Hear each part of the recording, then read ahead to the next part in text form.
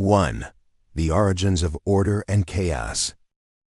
Every civilization from ancient Greece, India, and Egypt to modern societies has been haunted by the same eternal pair, order and chaos. We may call them by different names, light and darkness, heaven and hell, but their essence remains unchanged. These two forces do not only exist in myths of the distant past. They are woven into every breath, every decision, every step of human life. Jordan B. Peterson, in his lectures and writings, always returns to a central point. Human existence unfolds within the tension between order and chaos. This is not an abstract philosophical concept, but the fundamental experience of life itself. We cannot avoid it, for every day we live is composed of these two realms. Order is the world of the known, where rules, traditions, and habits operate. Within order, we feel safe, for the framework is already established. It is the place where parents teach us language, where schools carve stable paths, where society builds systems to sustain collective life. Yet order comes at a cost. Too much order becomes tyranny, suffocating freedom, turning people into machines of obedience, devoid of creativity, devoid of choice. Chaos is the unknown, the unfamiliar, the terrifying. It appears when we step outside our comfort zone, when we lose a job, when we lose a loved one, when we face illness or betrayal. Chaos is the storm of the world, the abyss opening beneath our feet when everything familiar collapses. And yet, paradoxically, chaos holds infinite creative potential. Without chaos, we never change, never grow. Every invention, every work of art, every turning point in history is born out of chaos. In ancient Chinese philosophy, the symbol of yin and yang illustrates this perfectly. Order and chaos are not merely opposites. They complement each other. In the white swirl lies a black dot. In the black swirl lies a white dot. Within order is the seed of disorder, and within chaos glimmers the potential for new order. Peterson insists, true growth comes when one learns to stand at the border between order and chaos. Lean too far toward one side, and you will either suffocate in lifeless stability or be swept away in destructive storms. To walk the narrow path between them is to gain both the stability of order and the creativity of chaos. In the journey of life, every person must face their dragon of chaos. In Western mythology, dragons guard treasures. The treasure may be gold, but at a deeper level, it is maturity, wisdom, and inner strength, gained only by confronting chaos. Without the dragon, there is no treasure. Without stepping into chaos, there is no meaning. Consider everyday life. When a student graduates, leaving the gates of the university, the world opens wide, vast, intimidating. No more teachers to guide, no more grades to measure progress. Only the sea of reality. At that moment, the dragon appears. The young person can retreat into the safety of their parents' home, or they can grasp the sword and step forward, facing fear and discovering their inner strength. This is not a one-time event. Each loss, each failure, each confrontation with uncertainty is another encounter with the dragon. And each time, if we choose courage over avoidance, we move closer to the meaning of life. Peterson often repeats, the treasure you most need is hidden in the cave you most fear to enter. This is not a slogan, but a call to courage. It reminds us that the very things we avoid, the very places that frighten us, may hold the key to our deepest transformation. Thus, we must conclude, the battle between order and chaos is not about destroying one side, but about balancing both. It is a dance, a fragile equilibrium, and within this struggle, we find maturity, strength, and meaning. 2. Lessons from myth and religion. From the dawn of time, myths have been humanity's way of describing the tension between order and chaos. These ancient stories were not merely entertainment, but spiritual maps, guiding human beings through life's turbulence. Peterson calls them archetypal stories, universal tales that reveal eternal truths about the human condition.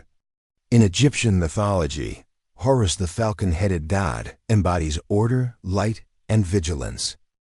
Horus battles Seth, the god of chaos and darkness, who murdered his father Osiris.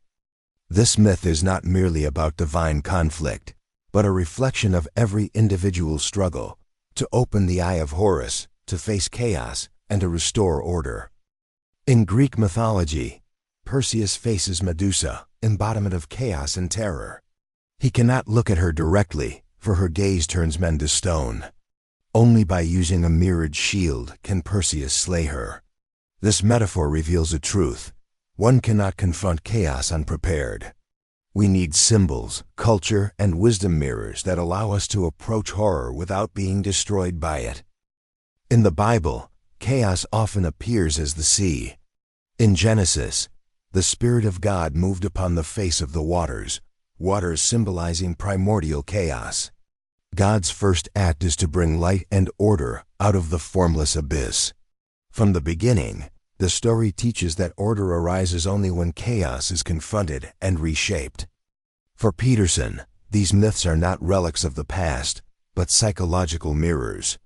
When a young adult leaves home, they are Horus fighting Seth. When one confronts hidden fears, they are Perseus facing Medusa.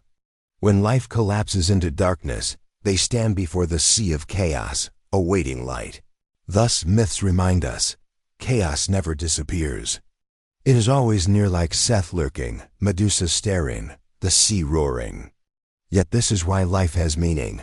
Order alone breeds stagnation. Chaos makes us fearful, but also keeps us alive. Chaos is the wellspring of creativity, renewal, and rebirth. 3. The human at the borderline, a personal journey. Peterson often begins with the stark declaration, life is suffering. But this is not pessimism, it is honesty. Once we accept that pain, loss, and uncertainty are inevitable, we can decide how to respond. And the place we stand is always the border between order and chaos. Order is like a house. It shelters us, offers safety, stability, and tradition. Yet if we never leave, the house becomes a prison repetition without growth. Chaos is like the sea, dangerous, overwhelming, yet full of possibility. Only by entering it can we discover our true potential. A job loss, an illness, a family tragedy, these are plunges into chaos. Yet by bearing responsibility, we can transform. The narrow path lies between. To walk it is like walking a tightrope above an abyss, precarious, but meaningful. This is the hero's journey in every myth. The hero leaves the village, order, enters the forest, chaos, faces the monster, and returns with the treasure. Peterson's advice is concrete. Clean your room, create order around you to prepare for chaos. Tell the truth, to face chaos directly rather than amplify it with lies. Take responsibility, to voluntarily step into the unknown and bring back order. Meaning arises only when we stand in this tension, transforming suffering into growth, weakness into strength, chaos into creativity. 4. Responsibility, the weapon against chaos. For Peterson, life's meaning does not come from happiness, but from responsibility. Happiness is fleeting, but responsibility endures, anchoring us against chaos. Responsibility is the hero's sword. Every person faces a dragon: fear, addiction, illness, tragedy. Avoidance strengthens the dragon. Responsibility arms us to fight it. Maturity begins the moment we stop expecting others to carry our burdens. When we accept responsibility for work, family, and self, we step onto the path of meaning. And responsibility extends beyond the self. It radiates outward. One individual's order strengthens a family. One family strengthens a community. Communities sustain civilizations. Peterson's practical steps. Start small, tidy your space, do your daily tasks. Speak truthfully, lies multiply chaos, truth restores order. Face suffering, embrace it as inevitable, and transform through it. Carry more than you think you can, for we are stronger than we realize. Responsibility does not eliminate chaos, but provides a path through it. On that path, meaning emerges deeper and more enduring than happiness. 5. The hero's journey, humanity's shared story. Across cultures, the hero's tale is the same.